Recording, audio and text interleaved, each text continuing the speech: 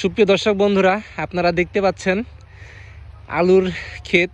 আর এই ক্ষেতের আলুগুলো কোনো রকম রোগবালাই নেই, কেননা এই আলুর গাছগুলোতে শিজুল স্প্রে করা হয়।